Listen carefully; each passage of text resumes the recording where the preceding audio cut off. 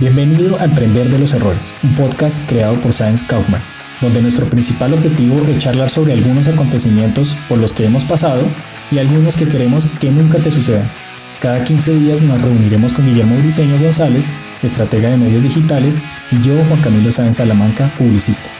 En este episodio te comentaremos algunos de los errores que cometimos al ingresar en el mundo de la arquitectura de marca y el marketing digital.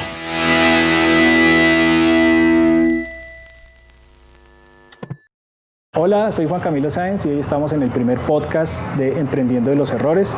Les vamos a contar un poquito de nuestra historia, les vamos a contar un poquito de todas las anécdotas que hemos tenido que pasar para poder aprender del mundo de la publicidad, del mercadeo, del marketing digital y cómo nuestros clientes no solo se constituyen en nuestro principal activo, sino en nuestra principal fuente de información y de conocimiento. Y también este primer podcast, obviamente, basados en esa primicia, es una forma de agradecerles a los clientes que siguen trabajando con nosotros y a los que no están trabajando con nosotros, porque de todos hemos aprendido un montón y estoy con mi socio, con Guillermo. Este podcast va a ser algo fresco, relajado, lo hacemos sin ningún interés de lograr algo diferente, a que las personas que están viendo este contenido aprendan de lo que nosotros hemos aprendido y en sus emprendimientos no cometan los mismos errores que hemos cometido nosotros, y también nos ayuden ustedes como audiencia de este contenido a mejorar, que nos digan cómo podemos mejorar, si tienen tips para los otros emprendedores. Estamos abiertos a leer todos sus comentarios y hacer retroalimentación en futuras publicaciones. Y como ya sabemos que estos errores se convierten en apalancamientos para que uno luego después pueda fortalecerse más, y que ese error no sea la terminación de un emprendimiento, sino por el contrario, el comienzo de un buen emprendimiento.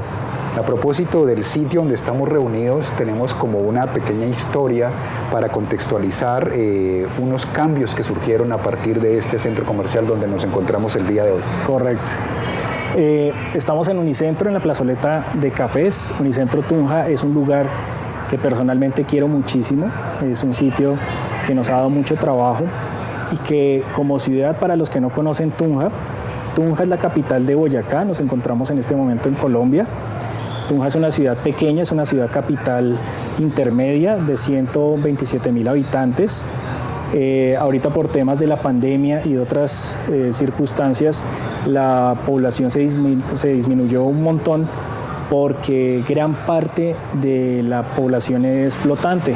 Aquí vemos que hay universidades, centros educativos muy importantes que traen gente y que dinamizan un poco el comercio.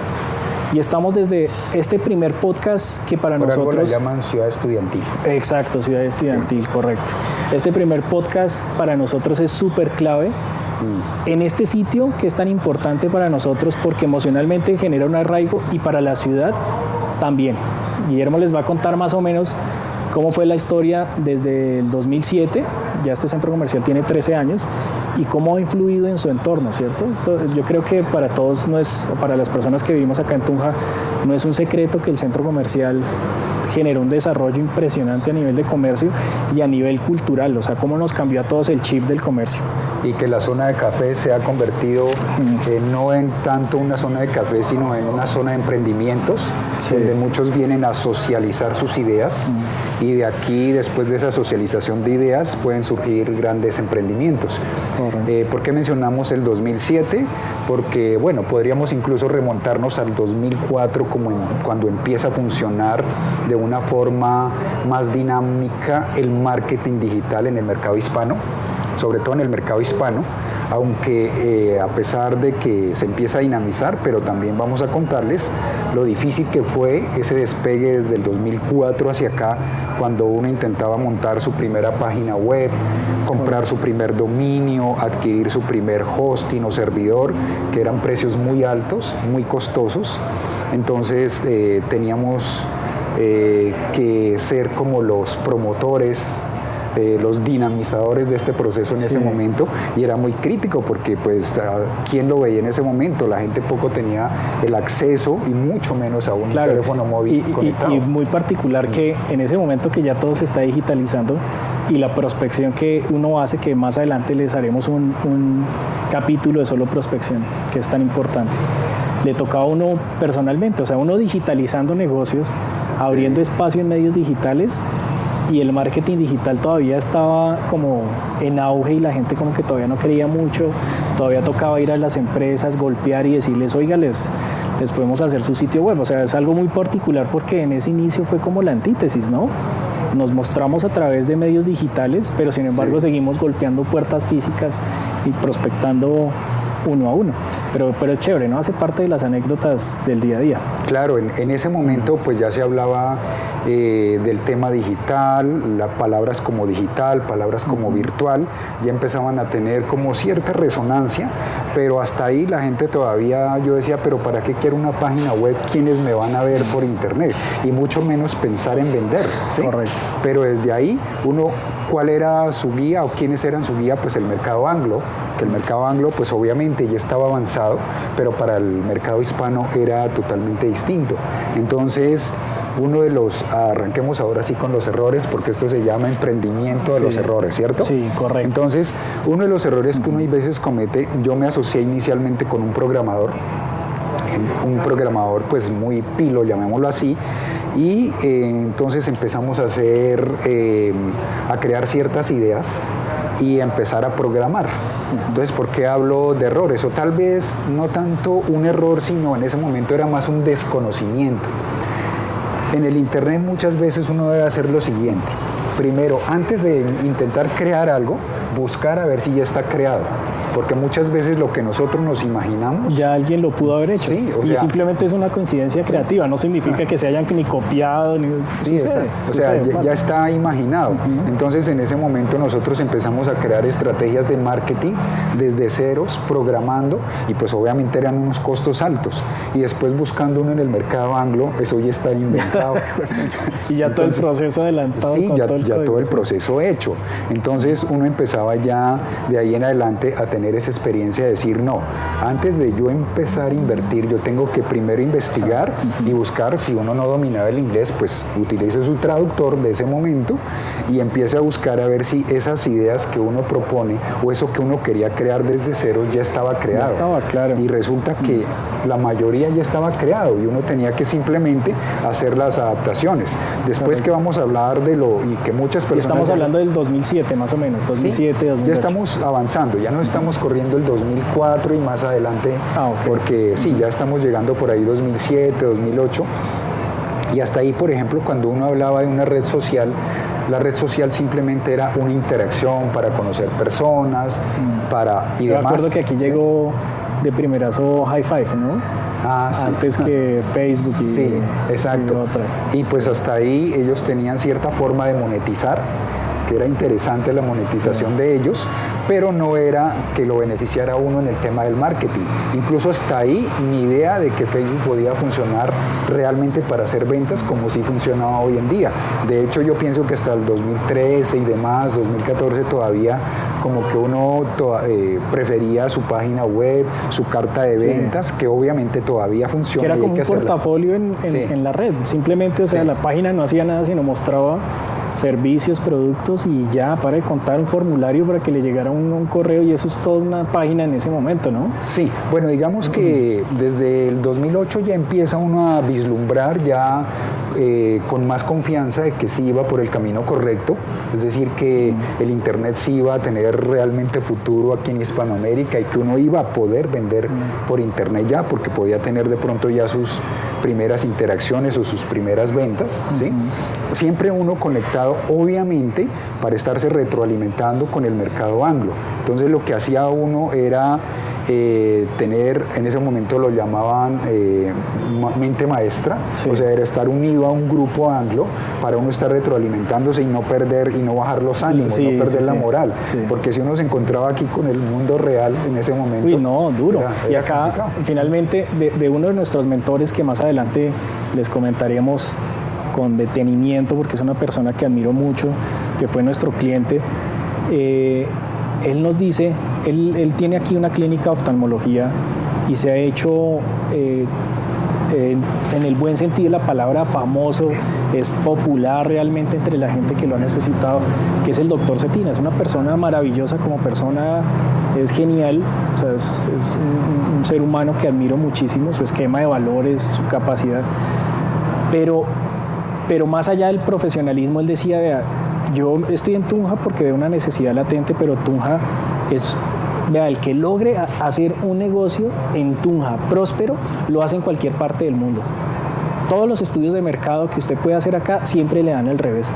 Y vaya a ver, y toda la experiencia que hemos tenido, que más adelante les contaremos también, que es muy interesante, apunta a eso. O sea, el boyacense, nosotros como boyacenses somos un poquito reacios al cambio. Nos gustan las cosas perfectas, las exigimos perfectas, pero no nos gusta tener el feedback con la persona que nos está ofreciendo el servicio o el producto. Simplemente tenemos ese rechazo, ¿no? Y esa época fue de eso, ¿no? Sí. De gente innovadora, emprendedora, que dijo, no, acá sí se puede, Boyacá sí tiene la capacidad de recibir este tipo de negocios.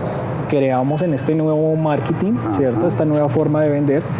Y empiezan los buenos acontecimientos, ¿no? Pero Tunja es un sitio, de hecho yo amo mi ciudad y los invito a que la conozcan. Es una ciudad espectacular, con arquitectura colonial. Yo estoy enamorado de mi ciudad, pero es una plaza difícil. O sea, el que hace un buen negocio aquí lo puede hacer en cualquier parte del mundo. Ya les vamos a contar. Tunja es fría. Ya sí, en el mercado. Vea, este es como el cuarto tinto. Nos lo pasaron hirviendo. Muchas gracias a nuestros amigos de Moretos, que es una marca que también nos parece genial, porque son unos emprendedores geniales de la ciudad. Y estamos aquí, yo creo que temperatura ambiente no pasamos de los 11. En este momento, por ahí unos 11 grados, menos, entonces, yo creo. Así mismo como la ciudad es fría, pues también el mercado tiende a ser más lento. Sí. más frío. Y pues aquí no estaríamos hablando de un error, porque pensar en emprender un mercado digital en Tunja sí podría haber sido un error, empezarlo en otro lado. Sí, pero eso más bien lo que hizo fue prepararnos y pulirnos mucho más. Claro, esto han sido solo pruebas. Sí, entonces en esto uno llega a cometer, por ejemplo, errores, pero simplemente en el mercado digital ya no podemos hablar de errores, porque por ejemplo, mire esta anécdota muy importante que muchos cometimos en cierta época del mercado digital, y es que como Google se convirtió en el principal motor de búsqueda, después de Bing, de Yahoo y otros que quedaron ya rezagados, Google pues ya hoy es el rey de las búsquedas, ¿sí? El motor de búsqueda principal. Entonces, ¿qué sucedía? Algoritmo de Google es como ellos habían programado las búsquedas, es decir, que si yo buscaba cafés en Tunja, pues iba a encontrar, como estamos hablando de café en este momento, pues Tunja de pronto es de lo que más se busca un café para calentarnos por la parte fría. Pero resulta que nosotros empezamos a trabajar fuerte un nicho, que es un nicho difícil, y fue el nicho de bajar de peso. Uy, eso es una buena historia. Sí. Yo creo que ese podría ser un buen inicio para este podcast, contar esa gran historia de ese emprendimiento digital. Esta historia es interesante porque aquí podemos aprender de los errores. Un mercado difícil porque es que el nicho bajar de peso es una cosa abrumadora de información en internet, y lograr uno distinguirse y lograr destacarse y sacar la cabeza en ese mercado era tema complejo. Entonces, si alguien quería cometer un error, entonces ponga una página de cómo bajar de peso. Ese era un error, porque ese es un macro nicho, una cosa muy gigante en la que muchos estaban ya, y destacarse en ese nicho era muy complejo. Correcto. Pero en cambio no es un error en el sentido de que está el macro nicho, que es bajar de peso, pero dentro de esos hay unos micro nichos, ¿sí? Entonces nosotros nos metimos en un nicho que era bajar abdomen. O sea, cómo tener un abdomen plano, ¿sí? En ese momento. Entonces nosotros empezamos a cometer unos errores. y era que en ese momento se utilizaba mucho el reconocimiento de otras páginas para que la página de uno tuviera relevancia. Sí. Entonces uno ponía su enlace de cómo bajar barriga o cómo bajar la panza, lo ponía, lo ponía en otras páginas destacadas, su enlace allá, para que desde allá redireccionara y entonces Google le daba a uno relevancia. Pero después Google se dio cuenta de que uno utilizaba robots para poner muchos enlaces en muchas páginas y Google se dio cuenta de eso.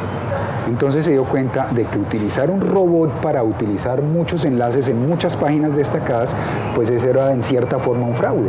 Correcto. Porque pues uno estaba haciendo... Claro, estaba uno beneficiándose de la información de otros para posicionar su propio sitio y eso no debería ser relevante. De hecho, uno ve un poquito todavía cómo funcionan ese tipo de páginas que fusionan todas las fuentes de información de redes sociales y eso es para sacar información y las publican en una sola página y ponen anuncios publicitarios de ads, de Google Ads, ¿cierto? Entonces son páginas que arrastran, unos robots que arrastran información de otros y están generando contenidos a través de información de otros. Finalmente yo creo que Google en algún momento se dará cuenta del algoritmo que es tan complejo y baneará a estos productores, ¿no? de contenido, ¿no? Entonces muchos utilizaban trampas o alcanzamos a utilizar trampas para poner palabras, por decir algo, bajar de peso, bajar abdomen o cafés en Tunja o negocios digitales en Tunja. Entonces uno lo que hacía era poner muchas palabras de esas para que Google supuestamente rastreara que ahí era donde estaba la información. Pero después Google se da cuenta de que al poner mucho contenido eso significaba trampa, porque no estaba dándole uno un contenido de valor a la persona. Y no hay una misma línea, de pronto se iba por muchas líneas de información sin entrar a lo específico que finalmente lo que le gusta a Google en los últimos algoritmos es esa especialidad máxima en cada uno de los sitios web, ¿no? Que logren la distinción por su especialidad. Pero aquí vemos lo siguiente como para que vayamos entrando también más en contexto y es que en algún momento páginas amarillas decía si no está en páginas amarillas está en el fondo del océano.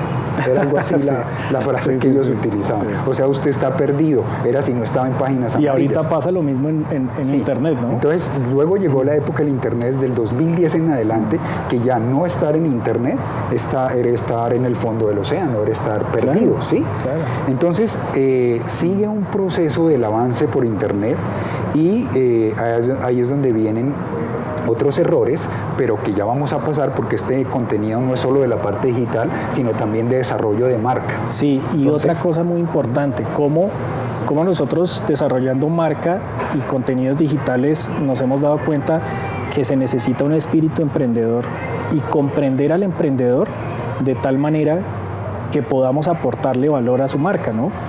O sea, el que llega con la idea de hacer una marca o hacer una campaña digital, llega con la idea de emprendimiento muchas veces, o ya fue emprendedor y llega es con la idea de conseguir en nosotros contenido de valor que realmente haga resaltar su identidad visual.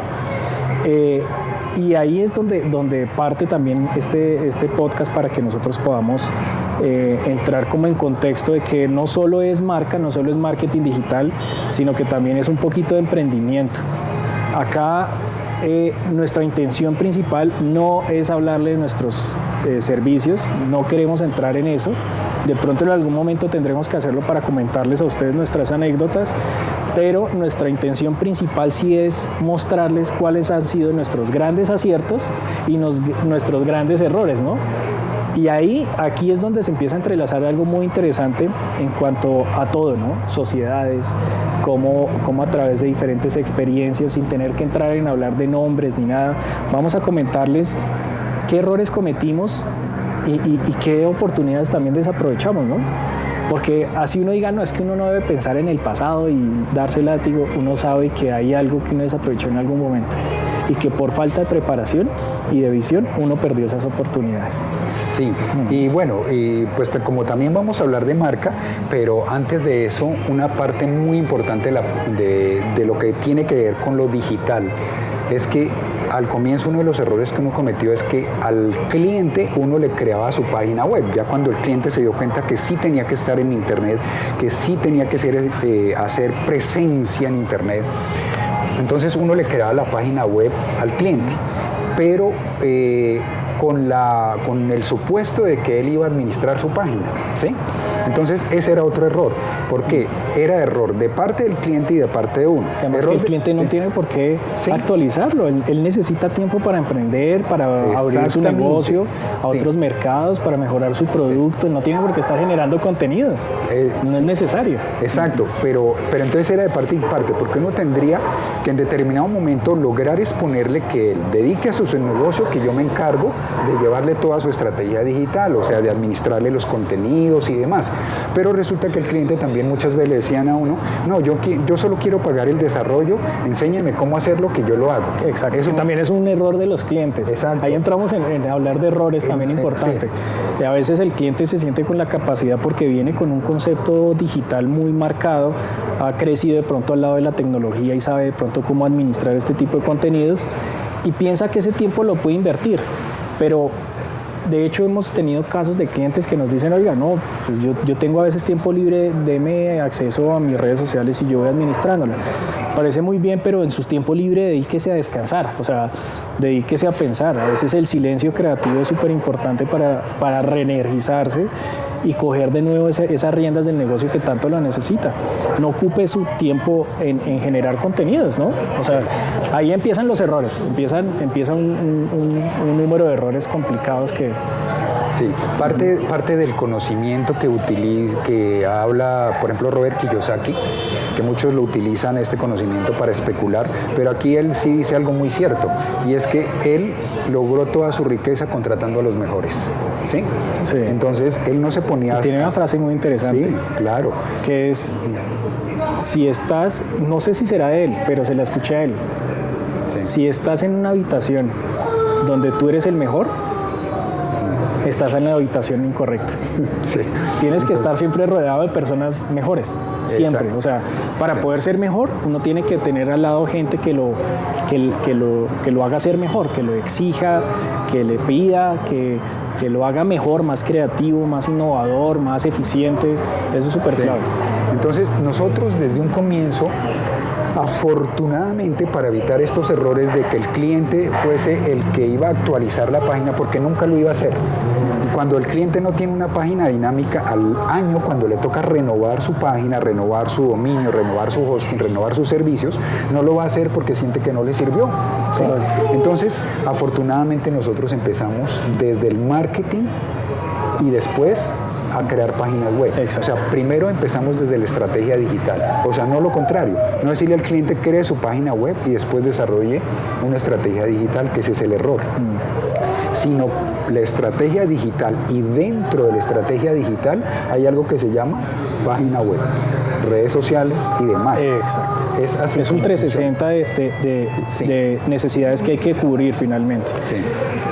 Yo recuerdo que llegué a Tunja después de mi práctica profesional en Bogotá y uno llega con esos bríos, con esas ganas de aplicar todo el conocimiento, y para mí en la facultad, yo soy publicista de la Universidad Católica de Manizales y de escuela de paisas, ¿no? Finalmente sí. Ellos le enseñan a que el tema es creatividad, el tema es innovación, el tema es ventas. Sí, y uno llega con ese chip, entonces a mi cliente tengo que meter en su chip, en su hoja de ruta, que el tema es innovación, creatividad y ventas. Innovación, creatividad y ventas. Y después uno va encontrando que llega gente realmente experta, no en el tema de comunicación, porque esto aquí realmente ha sido una colcha de retazos, esto se ha armado con la experiencia de todos, sino en el tema de emprendimiento, gente que lleva muchos años haciendo empresa, que le dice, oiga, espere que hay algo más detrás de la innovación, espere que hay algo más detrás de la creatividad que usted me estaba ofreciendo como marca. Y son acontecimientos que uno empieza a dilucidar con el tiempo y empieza uno a darse cuenta que finalmente lo principal es aprender a preguntar. O sea, uno llega con las ganas, ¿sí o no? Nosotros llegamos, no, es que usted tiene que hacer, mire la marca, mejórele esto, esa tipografía, usted qué estrategia de color está utilizando, cómo vamos a hacer. O sea, uno empieza a darle 1000 vueltas al cliente, pero finalmente lo que uno tiene que hacer es preguntar, escuchar. Exacto. Y después de muchos años, uno se empieza a dar cuenta que para poder optimizar el proceso de ventas y ser más expertos, el tema es siempre preguntar, saber escuchar. Sí, porque muchas veces uno lo que hacía era crearle una imagen, un claro, logo, esto es su marca. Solución, su Sí. marca, esto lo va a volver millonario, y el cliente decía, bueno, pues usted es el que me está volviendo millonario, yo no tengo que ser experto en mi producto, usted ya es el experto, y eso no es así. O podía suceder lo siguiente, que uno le creara de acuerdo al concepto una marca muy limpia, un logo limpio, una página web limpia, y para que al final el cliente le dijera, no, pero eso no llama la atención, o sea, yo quiero meterles colores, claro. quiero meterle... O el mercado, ¿sí? El mercado mismo que le diga, oiga, era espectacular su marca, espectacular su forma de venderme, pero yo no le compro al del lado. ¿Sí? Sí. Entonces es realmente no dejarse minar por esas cosas que uno quiere proponer, sino saber proponer, y para saber proponer hay que saber escuchar. Entonces eso y a mí personalmente, Guillermo, yo creo que dentro de la historia nuestra que vamos paralelos casi en tiempo de desarrollo acá del mercado, encontramos eso, ¿no? Por lo menos a mí me pasó. Yo era una persona un poquito terca. Yo decía, pucha, yo estudié esto, me enfoqué en el tema de arquitectura de marca, me enfoqué en el tema de creatividad, de campaña. Yo tengo que mostrarle al cliente que él no tiene la razón. Y no se trata de eso, sino mostrarle al cliente que tiene la razón el equipo de trabajo bajo unas primicias y bajo unos hallazgos y bajo unas cosas que escuchamos sobre el producto o servicio. Y eso fue uno de nuestros grandes errores cuando arrancamos. Oye, y nosotros a todas estas no hemos contado bien quiénes somos, ¿no? Pero bueno, sigamos en la historia y les vamos a contar con estos acontecimientos cómo nos conocimos, cómo hemos sido compañeros de batallas, de dificultades, de aciertos. Afortunadamente hemos tenido una relación muy chévere, muy estrecha como amigos, y eso nos ha ayudado bastante también a construir empresa, y todos los altibajos que hemos tenido, ¿no? Porque en algún momento hasta por clientes y por lo que el cliente dice o no dice, hemos terminado en roces, y les vamos a contar también eso, pero sigamos con la historia que ya les vamos a contar todos esos pormenores. Pero de una vez, porque nosotros nos conocimos aproximadamente en el 2010, aproximadamente, sí. 2010. Sí, como en 2009. 2009. En el 2009 nosotros ya estábamos hablando sobre dominios. De hecho, nos conocimos para hacer un evento. Sí. En un evento que aquí fue en una cámara de comercio de Tunja, en un centro de eventos, y ahí nos conocimos precisamente en un seminario relacionado con el tema de marca, de estrategia, bueno, de algo digital tuvo que ser, ¿sí? De emprendimiento. Sí, claro. Entonces cada uno hablaba de sus emprendimientos. Ahí salió Camilo, ahí me entero que trabajaba con una marca gigante antes. O sea, Camilo viene de trabajar con una empresa grande en Bogotá. Que se llama Aldas Brand, que es una empresa que también la pongo en este momento sobre el tema, porque es una empresa que me enseñó muchísimo y a la cual le debo grandes experiencias con marcas espectaculares. Uno de mis mentores a nivel creativo y conceptual es Alex Aldaz, que si de pronto, que no creo, está oyendo esto, lo llega a ver. Alex, muchas gracias. Sí. ¿Marcas como cuáles? Ahí, ahí tuve la oportunidad. Yo entré haciendo backups, o sea, es que vean las cosas que pasan en la vida, ¿no? Salgo yo de la universidad después de haberme ganado concursos de fotografía, concursos de creatividad, y a uno le hacen creer que uno es el mejor, y eso no es así. Siempre hay gente mucho mejor que uno. Y yo llego allá con esa intención y me dicen, listo, qué bien, no, buenísimo, inicias el lunes. Yo me gano la práctica en McCann Erickson. La persona, la directora de carrera en ese momento me da una fecha para ir a presentar mi hoja de vida. Yo llego a presentar mi hoja de vida y me dicen, sí, efectivamente era el 2, pero de febrero, ¿sí? Y yo llegué un mes después. O sea, me dieron mal a mí, ¿cómo es el tema de la escritura? ¿No? Me dieron mal en mí la fecha de entregar mi portafolio y mi hoja de vida. Yo ya me había ganado la práctica en McCann Erickson. Con esa misma hoja de vida, yo ya había escuchado de Aldas Brand. No es que quede muy cerca, queda como a unas 10, 15 cuadras. Busco en internet, me voy para Aldas Brand, presento, ese mismo día me reciben. O sea, ve ahí uno la calidez de gente, ¿no? Sí. Ese mismo día me reciben, ven mi portafolio y arranco al lunes siguiente. O sea, eso yo lo hice un viernes. Yo me acuerdo perfectamente que eso fue un viernes. Y cómo me sirvió haber perdido la experiencia en McCann Erickson para estar en Aldas Brand, para lograr tantas experiencias con marcas grandes, ¿no? Arranco yo siendo la persona que hace los backups, empiezo a ver los archivos, cómo los organizan, cómo artefinalizan. Allá tienen un área que se llama inteligencia de empaques, que se dedica solo a organizar los artefinales y a disponerlos de manera final al impresor y al backup de la empresa. Y me doy cuenta yo, Guillermo, que es lo que todos los practicantes deben empezar a hacer. Saber cómo se organizan los archivos dentro de una empresa. ¿Qué me pasó a mí? Personalmente, ¿yo qué noté? Yo me pasaban archivos a un servidor, ellos tenían un servidor propio, ahí había una carpeta donde se recibía un buzón, y esos archivos ya venían con una carpeta por cada uno de las tipologías de los programas. Entonces venía con Illustrator, con Photoshop, venían con los visuales, dependiendo cómo estaba maquetado el archivo, y cada tipología de archivo iba en una carpetica. Ese orden hace que las cosas fluyan.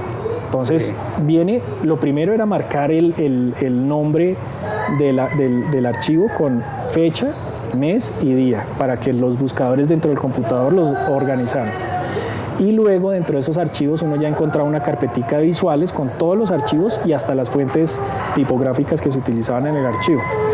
Pero todo lo que usted aprende de un archivo bien elaborado, porque usted cada vez que revisa qué tiene en su carpeta, mira cómo está el color, cómo está la disposición del texto, y todo el día uno está expuesto a contenido visual. Mientras uno va grabando y va organizando, porque no falta el que diga, oiga, pero ¿cómo así que me va a poner a mí a hacer backups? Oiga, eso es una mina de oro. Es como si ustedes les llegan a una empresa de finanzas y el jefe les dice, oiga, usted me va a ayudar a organizar mis estados financieros. O sea, les enseña cómo se hace un buen diseño. Perfecto. Entonces empiezo yo a ver un montón de contenido visual. Me dejan casi 4 meses haciendo visuales y de una que otra pieza boceto y hacer dummies, que eso es otra cosa buenísima. Y uno, oiga, yo siento que no avanzo. Ese era mi sentimiento, ¿no? A veces uno en la ignorancia, bueno, no lo llamemos ignorancia, en la inexperiencia, uno a veces dice, oiga, ¿y por qué ya llevo 4 meses haciendo backups? Cuando me ponen a mí a diseñar y yo siento una fluidez en mí que yo no había tenido cuando llegué, y era simplemente por la exposición que yo había tenido a esos archivos. Empiezo yo a diseñar. La primera responsabilidad que me soltaron fue hacer unos dummies que nunca se me va a olvidar, que eran blancos, ropa color. Hice otro para Polet, hice otro de Casata y Sinfonía, y encuentro yo que cuando empiezo a diseñar y hacer esos backups y esos dummies, empiezo a hacer esos dummies, cómo fluye la información visual a través de todo lo que yo ya había visto en exposición con estos archivos. Me empiezan a soltar responsabilidad en otras marcas. De hecho, nunca pensé que me fueran a soltar la responsabilidad de hacer un dummy para Gladiador, una marca de Coca-Cola en Ecuador. Diego era un diseñador senior de la agencia, él me pasaba los diseños, yo los convertía en dummies, yo ya tenía cierto conocimiento en 3D, entonces pues eso me ayudó un poquito también a maquetar esos dummies, y empiezo a tener marcas así, sin darme cuenta, de manera espontánea. Dentro del día a día de hacer backups, termino trabajando con marcas como Chocolate Sol, Chocolisto, marcas de Mills de Colombia, estaba Carulla, hice algunos empaques básicos para Carulla. Empiezo a tener una experiencia que maravillosa, que empieza por donde es en la sabiduría de mis jefes, de ponerme a ver archivos. Entonces esa experiencia yo dije, no, tengo que canalizarla, tengo que traerla, y ahí fue cuando me devuelvo yo para Tunja, con la única intención de hacer agencia publicitaria, con el arrojo que tiene una persona recién egresada que no sabe si le va a ir bien, mal, como sea que le vaya, porque finalmente los que cubren en ese momento cualquier responsabilidad son los papás. En ese caso mi mamá estaba ahí al frente todo el tiempo, entonces yo no sabía si me iba bien o mal. Yo era consciente de que iba a dar lo mejor a nivel publicitario.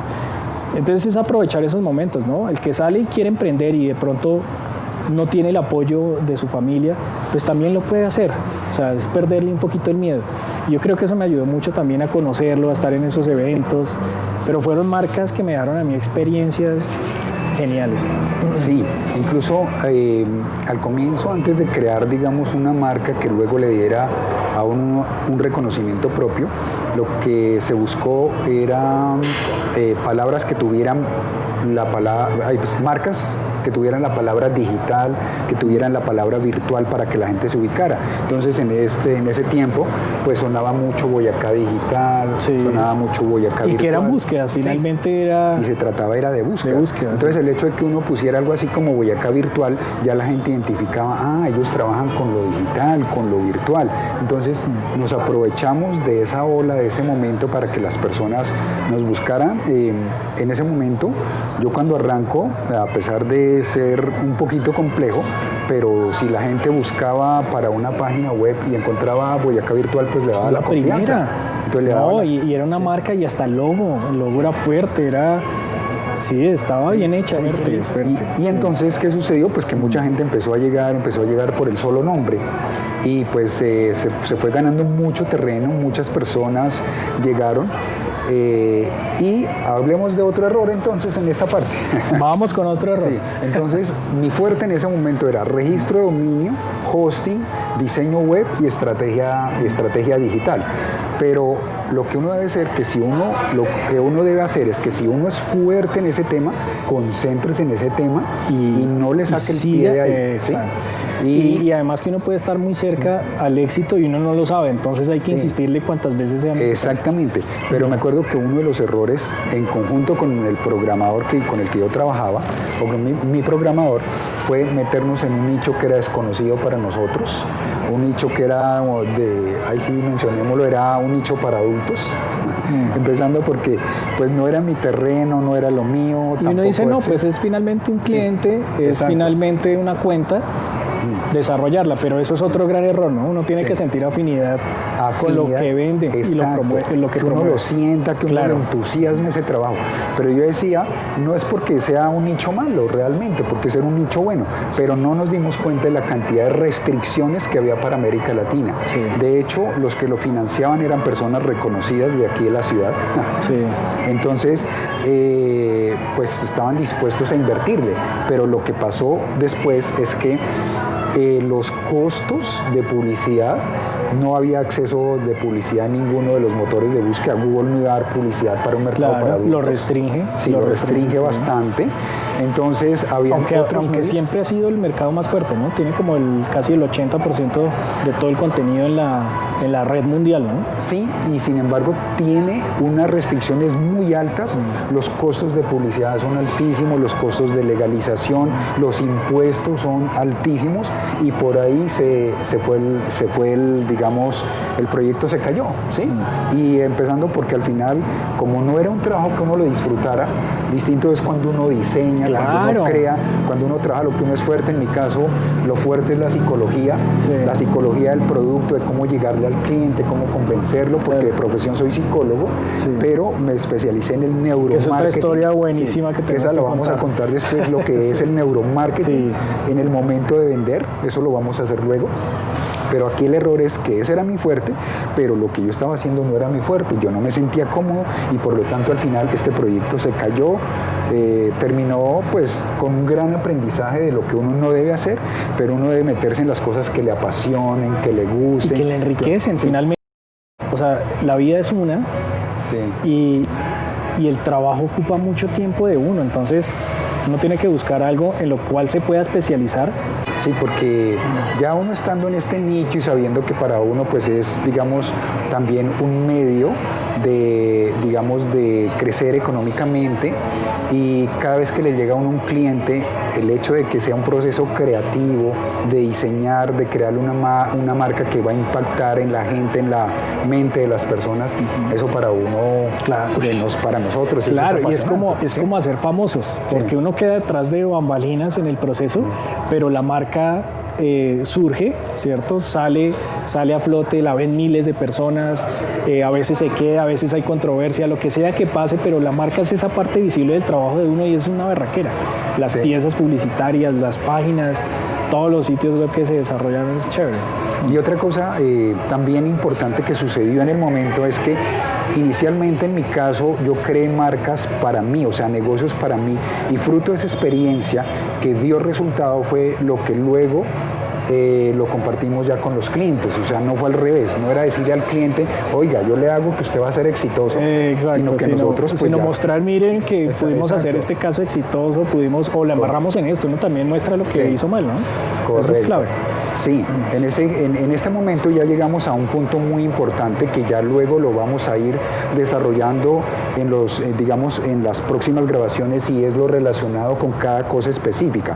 O sea, cómo llegarle a una persona con una excelente carta de ventas para hacer una buena estrategia digital, cómo manejar los medios sociales, cómo desarrollar una buena marca que impacte, qué componentes debe tener esa marca, cómo le vamos a llegar a un mercado frío como es el Internet desde el punto de vista de las sensaciones y las emociones, que eso es otra cosa muy importante, son temas que vamos a ver próximamente, ¿sí? Sí, y aquí precisamente lo que estamos introduciéndonos es digamos, los paso a pasos que se deben tener para ingresar con pie derecho, bien sea en el desarrollo de una buena marca o en el desarrollo de una estrategia digital. Así es.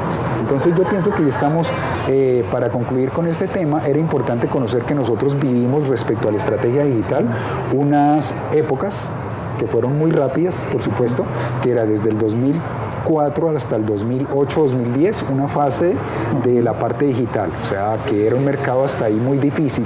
Después del 2010 empieza la apertura, pero ahí empezaba otro tema. Ya se habla de tienda virtual, de cómo vender por internet, pero la gente en Colombia o en Tunja o en Boyacá o en Bogotá era difícil que le diera el clic de pagar por la desconfianza todavía que había de meter sus datos. Claro, y uno siempre necesita al vecino a ver si hizo eso y cómo le fue, si no lo robaron, si le llegó el producto a la casa.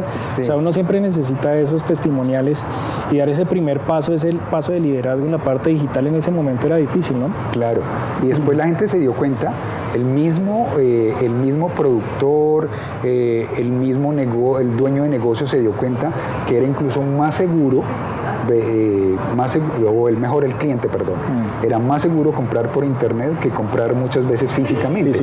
Porque lo que no sabíamos era que el intermediario de pago, siempre y cuando fuera un reconocido intermediario de pago, garantizaba que hasta que no le llegara el producto al cliente, no le desembolsaba el dinero al que lo vendía, al vendedor. Eso fue muy importante saberlo.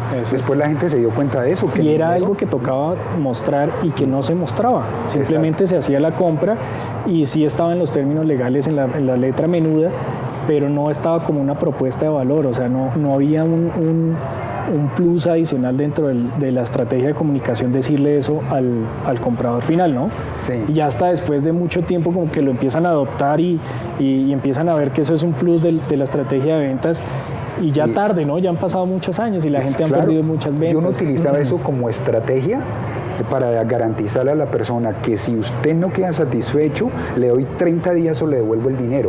Pero lo que pasa también es que por términos legales tenían que ser 30 días legalmente, y si la persona no estaba satisfecha, tocaba devolverle el dinero. Entonces, pero uno lo aprovechaba también como gancho. Decía, es tan bueno mi producto que le doy garantía. Eso, es que saberlo promover también, ¿no? Entonces volteábamos la parte legal y le decíamos, si usted no está satisfecho, le doy 30 días, y si en 30 días usted quiere la devolución de su dinero, se lo devuelvo, no hay problema, y ni siquiera le pregunto por qué, pero es que era una obligación hacerlo, ¿sí?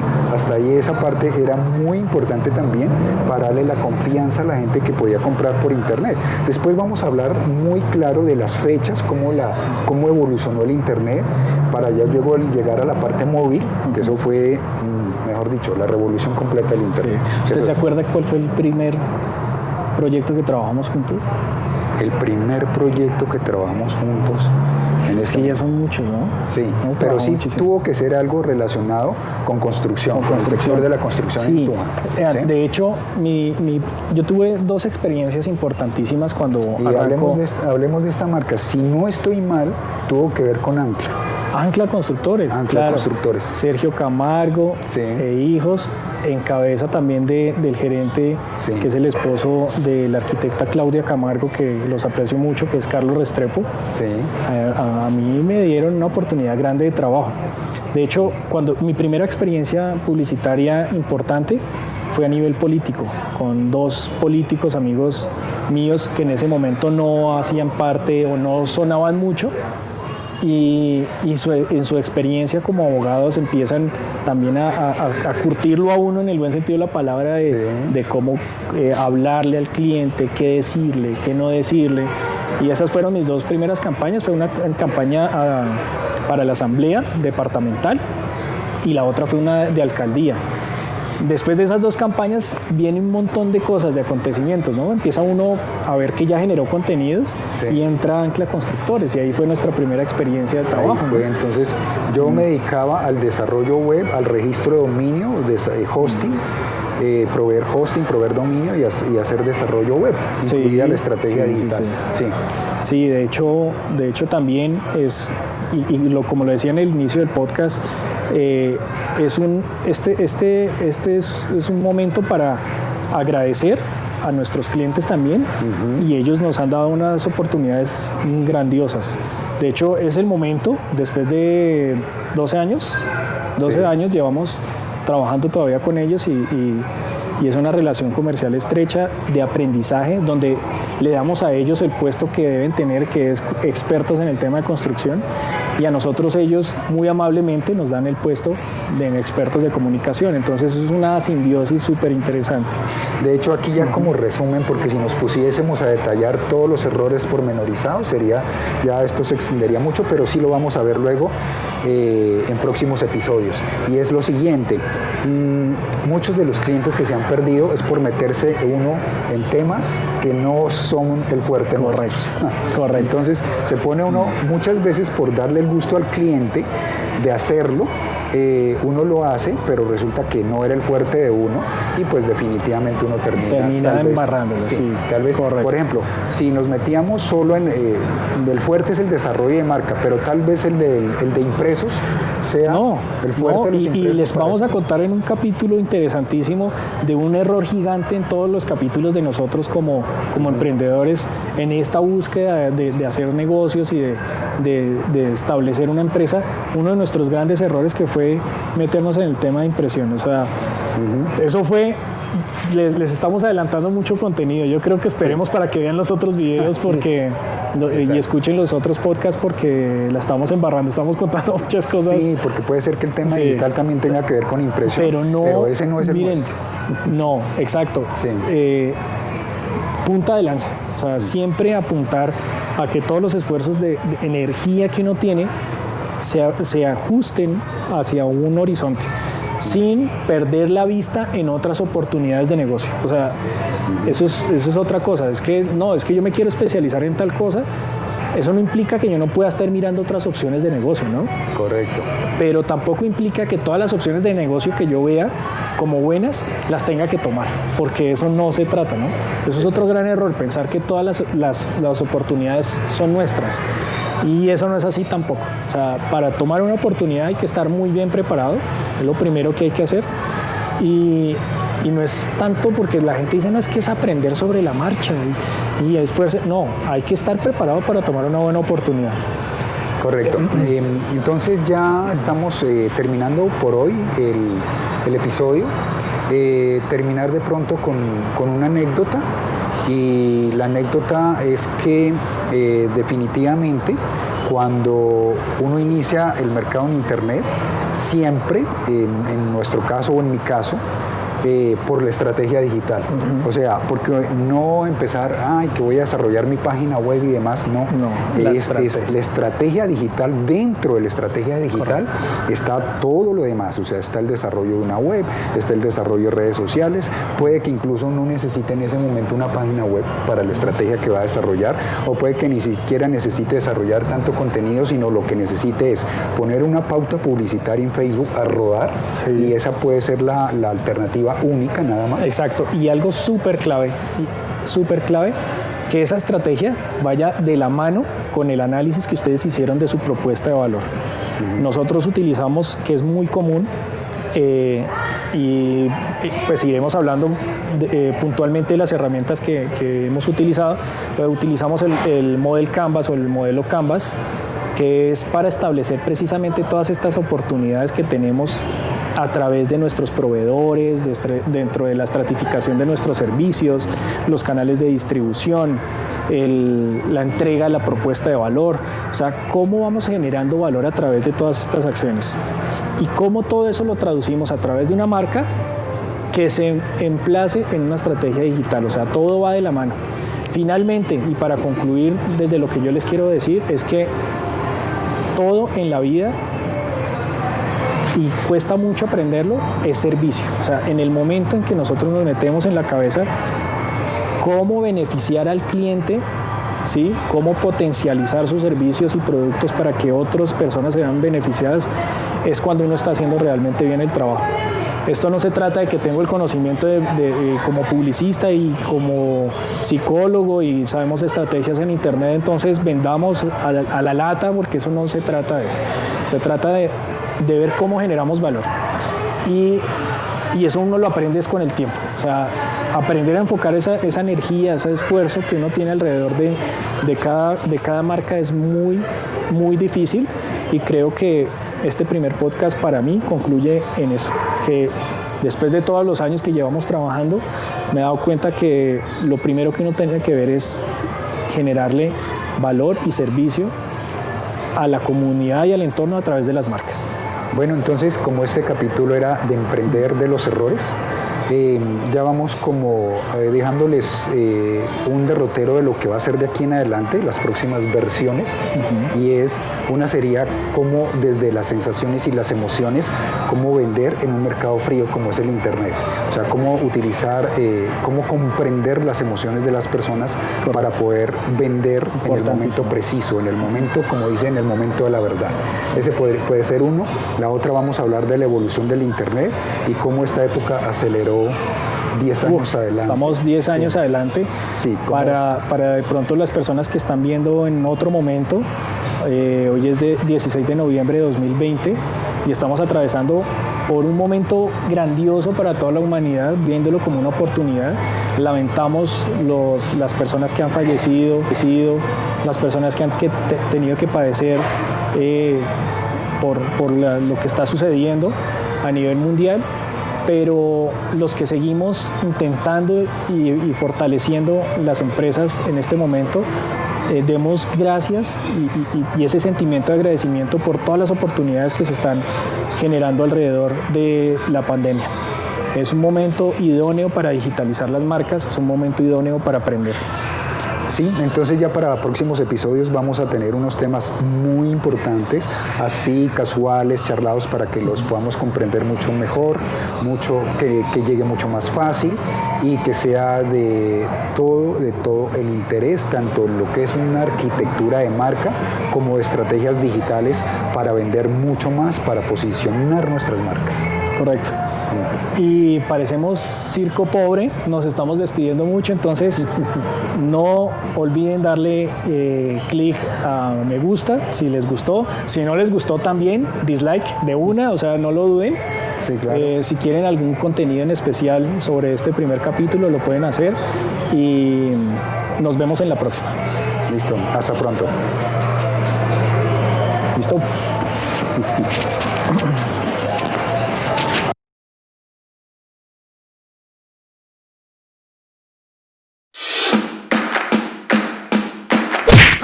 Aquí termina un episodio de Emprender de los Errores. Sabemos que lo que decimos acá no son temas de otro mundo y por el contrario son temas que a muchos nos han tocado. Capitalizar de los errores hace parte de mejorar para aportar con nuestras habilidades. Te invitamos a seguirnos en Instagram y Facebook como @Emprender de los Errores. Gracias por acompañarnos en estos minutos y te deseamos 15 días de buenos acontecimientos.